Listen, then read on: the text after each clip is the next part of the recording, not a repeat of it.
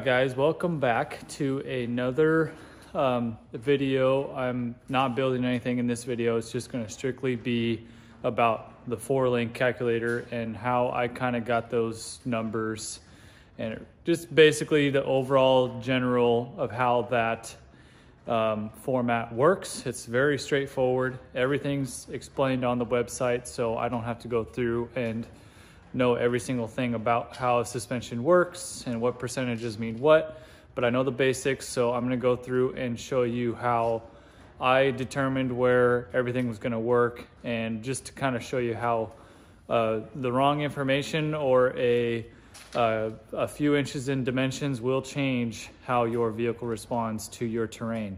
So I'm just going to make a separate video. I didn't want to do a video as I'm building stuff because I kind of miss how to describe things, or I'll skip over things or rush through trying to explain it as I'm trying to get some work done. So I just did this more on its own video so I don't get lost. But it was overall pretty straightforward, so just check it out. I'm going to just throw you here to my computer screen and I'll kind of run you through it. So let me zoom in here so you can see better. So basically what this whole thing, this section here is just your vehicle information. So you'll have your wheelbase, which for me I was kind of estimating where I was going to end up, but I wanted to be somewhere around 108. You always put your tire size in, and it's never a bad idea to measure the actual tire size itself on the vehicle, but I think that's getting a little bit too technical in my opinion. So I just put in a 39.5s. And then your tire rolling radius, I did go measure that, which you kind of see here. It does show a little flat spot, like, you know, it's aired down a little bit, or it's not a perfect circle. So you have that. Then you have your vehicle center of gravity height, which you can see right here. It doesn't really show you where that dimension comes from, but that dimension is this little yellow diamond, and that is your center line of your crankshaft on your motor. And so mine was, I think, where I have it set up on the jacks is kind of where I want it set, so I put it at 32 inches. Weight doesn't really affect it a whole lot, but one thing you do want to make sure is you do kind of have a rough idea how much your unsprung masses are, and I honestly have no clue. But at the end of the day, that's just the basic information. Really all of your information is going to be inputted right here, and you'll just kind of go section for section. So say like this one shows forward from rear axle center line, so this is the upper link for the frame end, and then this would be how far, you know, from the center line of your axle to center line of upper link bolt basically on your frame. So you'll have your dimension that will be your height dimension, which is, I believe, what that dimension is asking. Oh no, I'm sorry, that's your front to back dimension.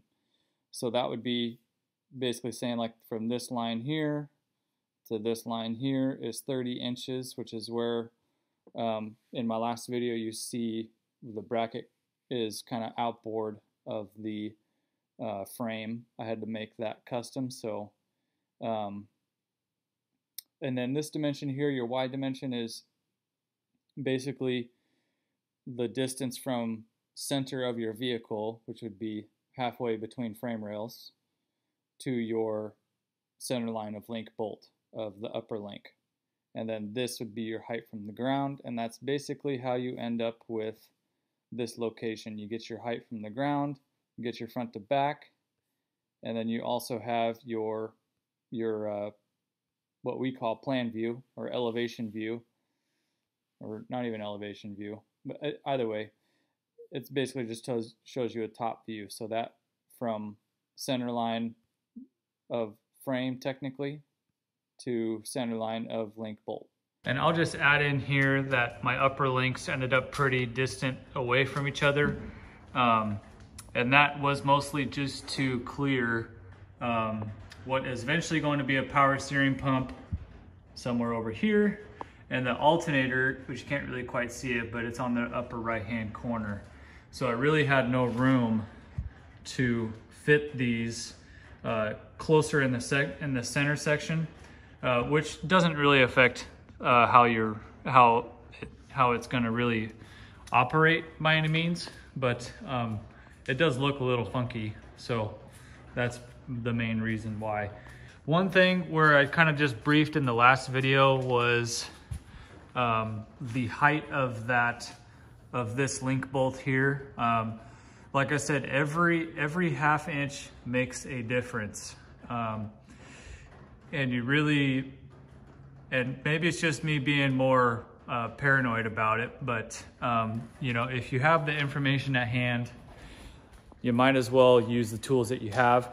So something like using that calculator really does help. If you have something where you could have just moved it an inch at the time to really save yourself an hassle on, you know, if your wheeler didn't perform the way you thought it would. I think that at the end of the day, most people don't have issues with, you know, I think people that are more into how they want their rig to perform a specific way, which for me, I do want it to perform in a certain behavior.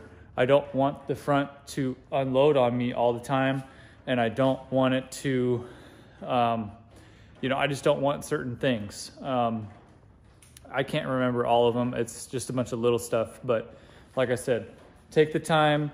You might as well do it. The tools are at hand, they're free.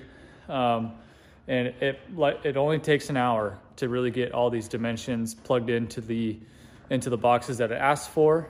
So you might as well just do it, even if you've already done it.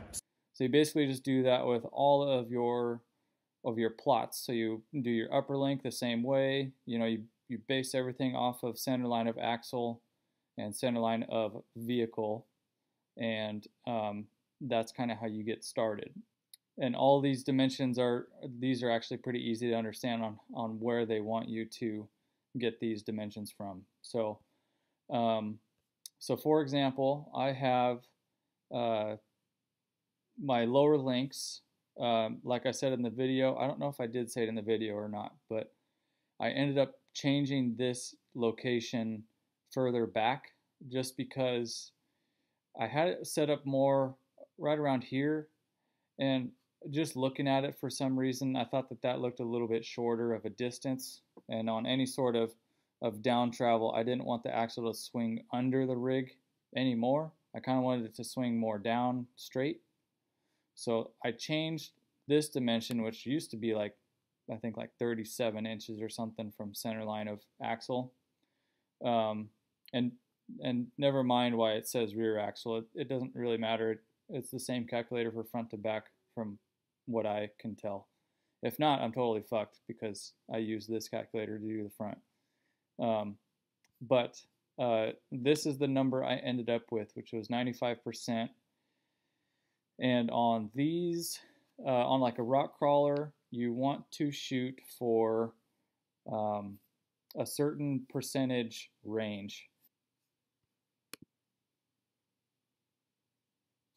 Okay, so the website is Crawlpedia, and it's pretty straightforward. It gives you a whole rundown of everything and what everything kind of means. So for this example here, this one says rear anti-squat. Anti-dive is, I think, basically the flip of anti-squat on their calculation definition, I would say. So you want to basically, like this says, 100% anti-squat. Rear end does not move under traction or acceleration. So if you were to step on the gas, it doesn't unload the suspension and it doesn't compress the suspension.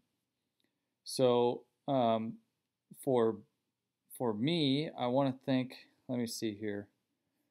Front anti-dive explained. So things like this is kind of what you want to read or focus on. So anti-dive above 100% will prevent front end from compressing under hard braking and stiffens the chassis.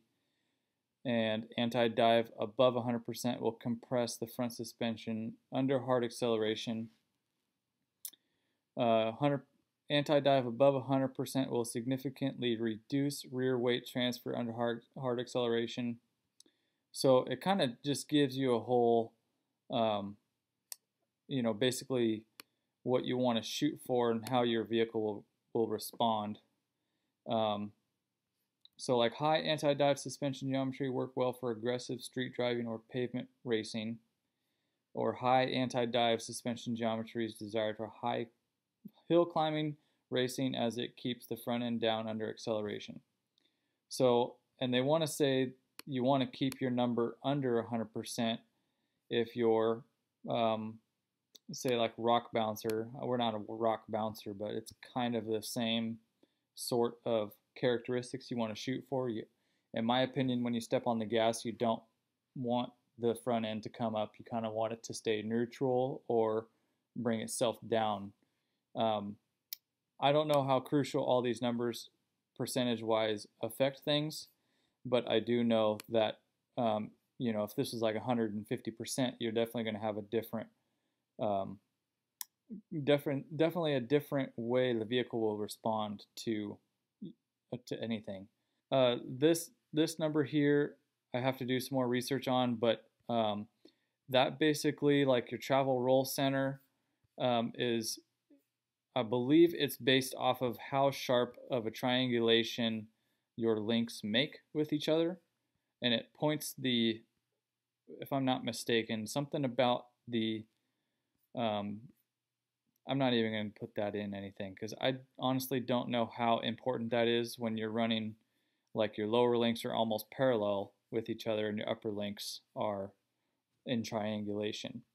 Either way, if the plot area that they're calling it isn't that far forward out of the front of the vehicle, but you might want to do your own research on your application if that makes more of a difference for your situation. Being that this is my second time, it was a lot easier for me to put these numbers in and kind of knew what I needed to do to get these numbers the first time and not have to really fight any sort of questioning if I'm in the right spot. So overall, I would recommend doing this. It doesn't take that long to set this stuff up. It really is pretty easy just to see, even if your vehicle's already got a 4-link, 3-link, anything under it, you can easily put these numbers in just to see what your anti-dive or anti-squat number is. Does it matter to some people? I would say yes. I've known of some people that have had issues with how their Jeep or Toyota behaves on kind of off-camber situations where this stuff kind of does make a difference, where you want to make sure you're not totally out of geometry. So like I said, I mean, you could easily do this in less than an hour, and you can mess with all these too. Like say for this one here, I think I remember my number for what it was going to be before. Let me see if I can keep this all in one frame. So if I change this, I think it was like 38 inches from front to back. And see, even that 4 inches forward, keeping the same elevation and the same center line from my frame, I already jumped 10%, and now I technically have a vehicle that unloads under suspension or under power. This, I believe, was somewhat the same, so I think I'm going to keep that. But the height was different because of I was more on the frame of where it started going up. It wasn't flat anymore. It kind of started raising up towards the front. So I believe this was like 24 or 20. I'll just do like 23.5 inches. so an inch and a half different in raise. And so already you can see I'm at 140%, which is, you're talking 4 inches forward and an inch and a half higher. Same center line from your chassis to the lower link. Nothing changed this way. And I've jumped it 45%. So it does not hurt to do this. And I'll just go back to my numbers before I lose it. But see, here we are. We're back to 95%. I don't think, well, let me double check. I'm going to do that again because I didn't see these two numbers here if they changed. I'm just more curious if anything. So 38%. And what was that? 23.5 inches from the ground. So this changed almost 3 degrees, which can't be good. I think the bigger the number is not good. You can tinker around with this, and yeah, it's kind of fun too. But like your vehicle weight, I don't think that really matters with anything. Let me just jump 1,000 pounds just to see what it does. Yeah, I mean, it only jumped like 3%. So this, like your vehicle weight, I don't think is super crucial, and I'm just guessing that it weighs that much. Unsprung mass might matter. Let me see. Let me just jump it up like 500 pounds. It didn't change anything at all. There's already data there. Yeah, I know. So let's go back to 1,300. So, like I said, I'm just trying to make this more of a walkthrough of the basics of how this whole thing works. I mean, you could do this all by yourself without me telling you.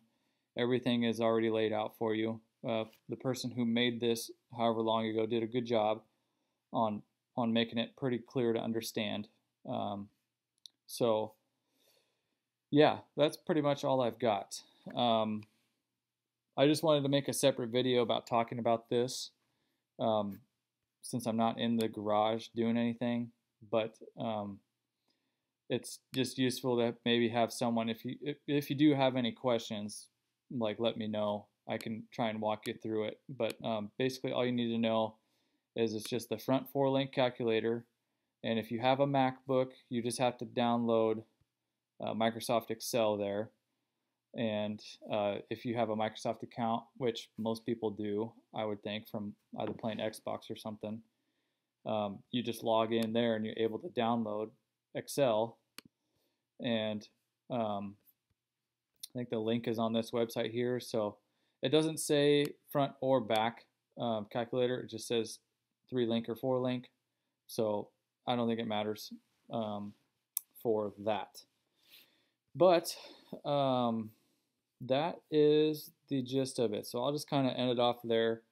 I just kind of wanted to explain my dimensions and how every little bit matters. So like I said, if you have any questions, let me know. I'll do my best to help you out if you need any help. And thanks for watching this digital version of my video. Well, thanks again for watching another video. Hope this wasn't too boring or anything. I hope you guys did learn something from it. And like I said, just go ahead and give it a shot. Put those numbers in if you haven't already set up, if you already have a suspension that's set up. It doesn't hurt to know, you know, just in case. So, and like I said, you might as well do it if you have the tools at hand. So, like I said in the last video before this one, next video we'll just get this thing sitting on its own weight, hopefully, and some air bumps mounted, kind of get the suspension done. And then, you know, I might drop the oil pan, get that thing notched out so I know my driveline will fit. And then I can get those ordered so I don't have to wait on those when I want to drive this thing after it gets running. So, I don't know, just kind of find by the seat of my pants here, and whatever I feel like working on, I have the options. So I might as well just pick something, I guess. So, yeah, next time we'll just say sitting on its own weight for sure. I know that'll be done. And then maybe I'll get some fuel lines run. But yeah, thanks again for watching another episode of this series. I don't know how many episodes there's going to be. If I did know, it probably is going to be off. It'll probably be another 5 episodes after that. This stuff just seems to just take a lot of time. But yeah, stay tuned for the next one, and I'll stop rambling right there. Thanks for watching.